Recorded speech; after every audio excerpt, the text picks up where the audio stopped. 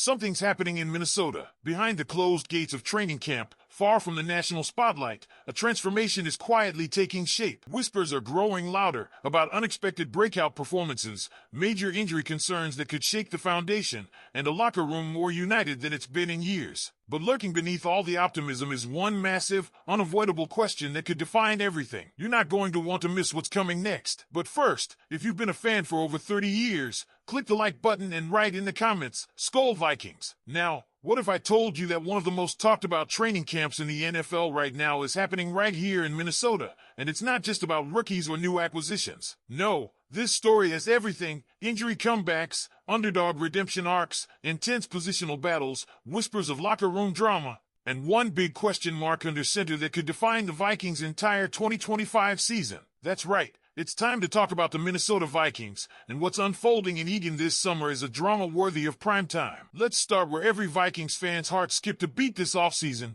Justin Jefferson. The superstar wide receiver is coming off a nagging hamstring injury, not the same one that kept him off the field in 2023, but a new one, just enough to make you sweat. Kevin O'Connell has tried to calm the storm, saying Jefferson will be 100% ready for Week 1 barring setbacks. But here's the truth: hamstrings don't ask for permission. One wrong cut, one burst at 90% mistaken for 100%, and suddenly, you're back on the shelf. This is a lingering concern that even O'Connell can't coach away. Fans have every reason to keep their eyes glued to number 18 as we inch closer to kickoff. You want to believe he'll be fine, but there's that creeping doubt. While Jefferson rehabs, another name has fans talking for a very different reason: Jeff Okudah. Remember him? Former number 3 overall pick. Bust label practically tattooed on his career. But now, he's getting more love at Vikings camp than he's had since his rookie season in Detroit. No, he's not going up against the soft receiver room. We're talking about facing Jordan Addison, Ty Felton, and Jalen Nailor, each coached by the NFL's best WR coach, Keenan McCardell. That's no cupcake competition. And Okudah? He's showing out. For a guy who's floated between irrelevance and disappointment, this might be his last chance to rewrite his story, and so far, he's grabbing the pen. But don't get it twisted, the Vikings' cornerback room isn't just the Okudah show. Isaiah Rodgers is pushing hard, Mekhi Blackmon is lurking, and two undrafted guys, Jalen Williams and Zamory Vaughn, are making noise too. With the Vikings mostly running a base defense that keeps only 2 corners on the field, the competition is brutal. Will Okudah finally become the shutdown guy he was drafted to be? Or will Rodgers, the quieter but steadier presence, hold onto that CB2 spot? Either way, the Vikings secondary is anything but set. Now, let's address the purple elephant in the room, J.J. McCarthy. You can drink all the purple Kool-Aid you want, and trust me, Patrick Seatman, the voice behind Vikings Now, might be the biggest guzzler of them all, but if you're being honest, this is your biggest concern. It's not that JJ doesn't have talent. It's that the rest of the team might be too good to waste on a rookie learning curve. The offensive line? Loaded. The defensive front? Revamped and aggressive. The weapons? Jefferson, Addison, Hockenson, it's an arsenal. Coaching? One of the best staffs in football. So what happens if McCarthy can't keep up? Backup options don't inspire much confidence either. Sam Darnold, Nick Mullins, Jaren Hall, none of them scream championship insurance. And even Seatman admits it: unless you're trading for a guy like Joe Flacco just for depth, the answer isn't out there. This is McCarthy's team. Sink or swim. For now, fans are treading water with cautious optimism. Speaking of potential depth moves, Seatman was quick to squash dreams of adding Christian Wilkins to the defensive line. Yes, he's talented. Yes, he has history with Brian Flores. But no, there's no fit. Between rumors of locker room drama in Las Vegas, medical disagreements over surgery, and the now infamous forehead kiss incident with a teammate, Wilkins brings more questions than answers. And frankly, the Vikings don't need more at defensive tackle.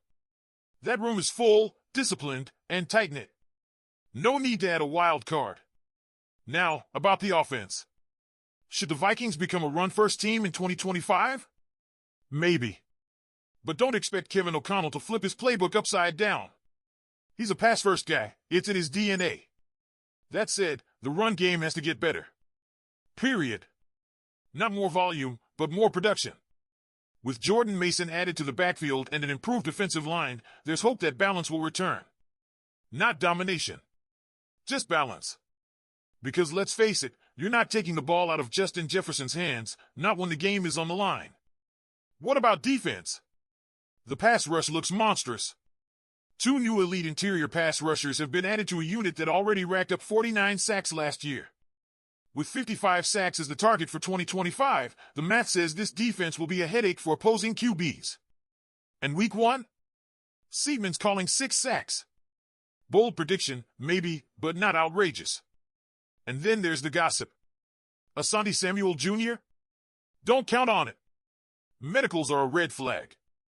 Trayvon Diggs? Only if the Cowboys collapse and want to dump salary mid-season. Nil deals harming the NFL? Not really, college players just get paid now. And the supposed worst offseason in years narrative? That's nonsense. The Vikings got better at wide receiver, running back, O-line, D-line, and maybe even cornerback. The only real question mark?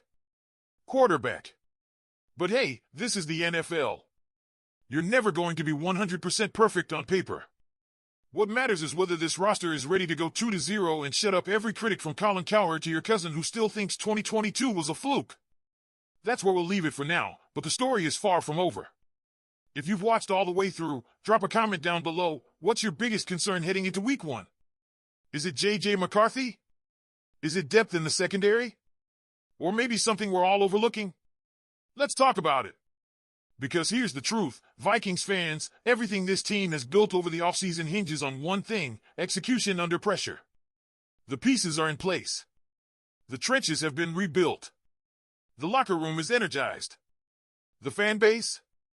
Quietly buzzing with hope. But none of it matters if this roster doesn't gel when it counts. And all eyes are turning to the early season as the crucible where this team's identity will be forged. Week 1 will be more than a game, it'll be a statement. Seidman's prediction of 6 sacks isn't just a stat guess, it's a tone setter. That aggressive, punishing defense? It has to show up from the first snap. Otherwise, all the training camp hype, all the talk about improvement, becomes just that, talk. And Vikings fans have heard enough talk. They want results. At the same time, J.J. McCarthy will face the ultimate test, not just playing quarterback in the NFL, but doing it for a team with real expectations. No grace period. No rebuild narrative. Just win. And that pressure isn't going away.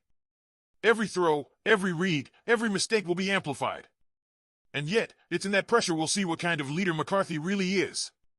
He doesn't need to be perfect. He just needs to be ready. So now it's your turn, Vikings Nation. I want to hear from you.